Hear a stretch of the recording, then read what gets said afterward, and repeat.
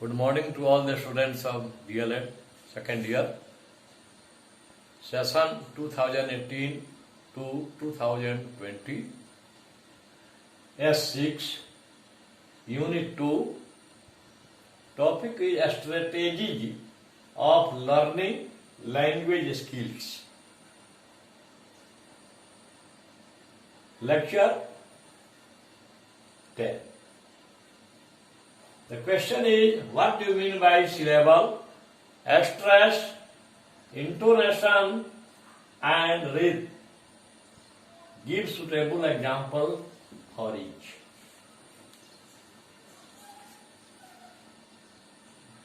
First of all, you shall discuss about syllable.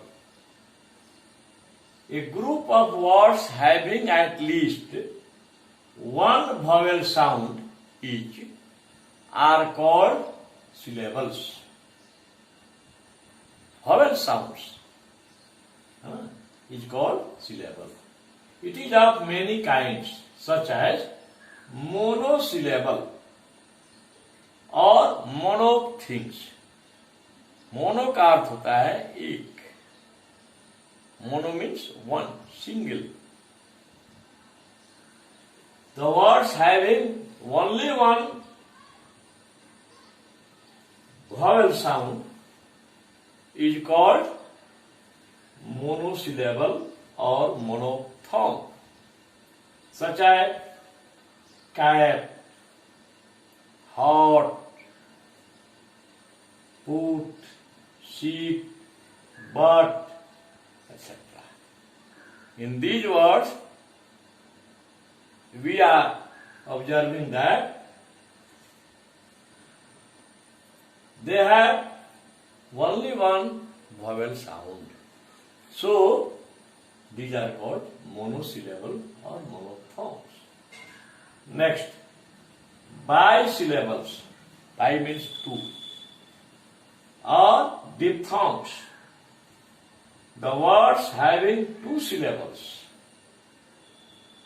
जिन शब्दों में दो vowel sounds होते हैं उनको bisyllables कहते हैं. Such as चेया, चेया, ए और ओ. चेया पहले है ए तब है ओ. इसमें क्या हो गया? दो vowel साउंड आ गया. उसी तरह लाइट, ला ई, लाइट हो गया, दो vowel साउंड है. टी अ, टी अ, ई और अ यहां पर है. वैसे ही है शेया, शे ए है, अ ए और अ यहां पर. जैसा पुआ, उ अ, पुआ. इस तरह से है स्काई, स्काई.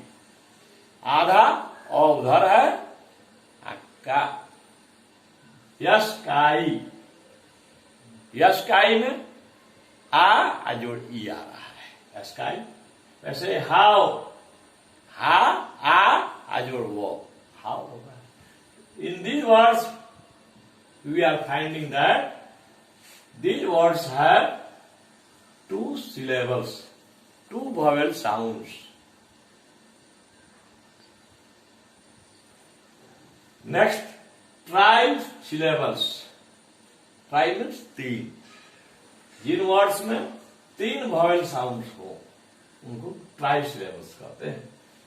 उसी से बनता है ट्रायंगल. ट्रायंगल मतलब तीन एंगल वाला जो आकृति होती है, ज्यामितीय आकृति, उसको ट्रायंगल कहते हैं. ऐसे ही है ट्राइसिलेबल्स. तीन सिलेबल जिसमें हो, तीन vowel साउंड जिसमें हो. ऐसे the words having three syllables, three vowel sounds are called trisyllables. Such as holiday. यहां पर गौर करना है. हो, ओ है, ली, ई है, डे. तीन ठो यहां पर उच्चारण आ रहा है. तीन उच्चारण यहां पर आ रहा है. यहां पर एक हो गया हो, फिर है ई, फिर यहां पर ए, तीन हो गया। ऐसे ही यहां पर फोटोग्राफी, फोटोग्राफी, तीन इसमें भी आ रहा है, इसीलिए इसको हम कहते हैं ट्राइब सिलेबस। अब आइए 4 syllables। The words having 4 syllables, 4 vowel sounds are called 4 syllables, such as education,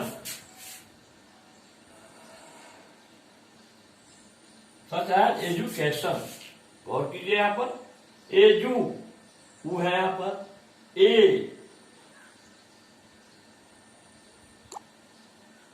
ई पहले है ए, फिर यहां पर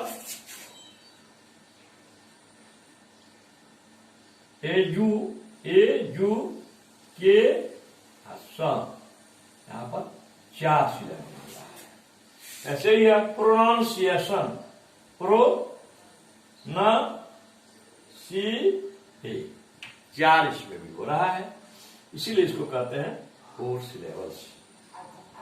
अब आइए स्ट्रेस। स्ट्रेस का सामान्य अर्थ होता है, the common meaning of this word is emphasis। The emphasis on the syllable is called stress. Syllable पर जोर देना यही स्ट्रेस होता है। जैसे if we make a sound with more energy, the sound comes out with force. यदि हम अधिक शक्ति के साथ साउंड देते हैं तो हमारा साउंड जो है वह फोर्स के साथ निकलता है। But when it is done with less energy, जब हम इसको कम जोर देकर निकालते हैं, कम शक्ति के साथ निकालते हैं, तो हमारा जो साउंड है वह कम एनर्जी के साथ निकलता है। For example, there are 2 tables, column A, column B. Column A, see finger, answer, dictionary etcetera. Finger में हम देख रहे हैं in the first column under column A, finger, 2 part है यहां पर, एक तो फिंग, एक तो गो। उच्चारण अधिक कहां आ रहा है? फिन पर। The more emphasis is given on fin, first part. The more emphasis is given on answer. उसके बाद उच्चारण सेकंड पार्ट पर क्या हो जाता है? कम हो जाता है। डिक्शनरी, डिक पर अधिक उच्चारण है, तो इसमें हम देखते हैं क्या कि अब मोर एनर्जी के साथ फर्स्ट पार्ट वाला जो उच्चारण है, इसमें मोर एनर्जी के साथ हम साउंड निकालते हैं और इस पर काफी फोर्स होता है। अब इसको देखेंगे कॉलम बी में, विच डम, यहां पर है सेकंड पार्ट में डम पर अधिक जोर है। रिपोर्ट, रे पर कम जोर है, अब पोर्ट पर ज्यादा जोर है। वर्शिप, व पर कम जोर है, शिप पर ज्यादा जोर है। If we see these 2 columns, we see that emphasis has been given more on the first part of the words given in column A। Column A में फर्स्ट पार्ट पर अधिक जोर दिया गया है, जो अंडरलाइन हम किए हैं, और कॉलम बी में जो है सेकंड पार्ट पर अधिक जोर दिया गया है। ये हो गया स्ट्रेस। अब आइए intonation. The variation of pitch used when speaking is called intonation. बोलते समय जो हमारा पिच होता है साउंड का, उसमें अंतर होता है, वैरी करता है, उसी को कहते हैं इंटोनेशन, जिसको अनुतान भी कहते हैं हिंदी में। It indicates the attitude and emotions of the speaker. यह वक्ता के की प्रवृत्ति और भाव को संकेत करता है, भाव का संकेत करता है। Sometimes it falls but sometimes it rises. Rising intonation, when it rises up, it is called rising intonation. For example, may I come in, sir? May I come in, sir? स पर जाते जाते हमारा उच्चारण जो है बढ़ रहा है ऊपर की ओर, क्योंकि जब तक हमारा उच्चारण ऐसा नहीं होगा कि स्वर उसको सुने या मैम सुने या मिस सुने, तब तक उनका ध्यान हमारे तरफ नहीं आता है। तो मे आई कम इन, सो पर जाते जाते हमारा उच्चारण और pronunciation is going upwards, rising up. But so far as falling intonation is concerned, when we order, when we command someone, the intonation goes from high to low, such as shut the door, shut the door। First part पर क्या है, अधिक जोर है। यहां पर हम command कर रहा है कोई, इसमें जो है स्वर पर अधिक जोर है, यहां पर शट पर अधिक जोर है। Shut the door, close the window. अब आएंगे हम लोग rhythm. It is the musical aspect of language and makes pronunciation appealing. यह जो है लैंग्वेज का म्यूजिकल संगीतात्मक पक्ष है और उच्चारण को अधिक अपील करने के योग्य बनाता है। If a harmonium master plays on his harmonium, his fingers move forward from one end to another end. For example, Jack and Jill went up the hill. Jack and Jill went up the hill.